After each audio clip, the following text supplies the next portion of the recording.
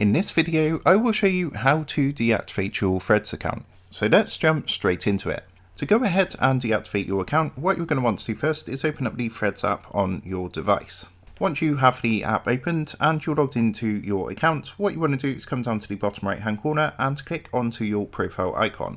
So this is going to take you across to your profile, and from here what you're going to want to do is come up to the two lines in the top right hand corner, press onto that to bring up a menu, and then go ahead and press onto account. So if you look towards the very top, you've got the option to deactivate your profile. So what you want to do is press onto this option, and it's going to come up with a confirmation. So deactivating your profile is only temporary. It's not a permanent way to delete your account. Basically what it does, it allows your profile, threads, replies, and likes to be hidden until you reactivate your account. To reactivate your account, all you need to do is simply log back into your account. So to go ahead and confirm the deactivation, go ahead and press the button at the bottom which says deactivate Threads profile. It's going to come up with a quick confirmation box. Are you sure? Just go ahead and press deactivate, and you'll see it's just going to take a minute to process through and log you out, and that account is now deactivated. So as I mentioned, to reactivate your account, all you need to do is log back into your account, and what it's going to do is set this back up for you. So I hope this quick tutorial helped you out today, and if it did, I would really appreciate it if you was to consider dropping down below the video, leaving a like, and also subscribing to the channel.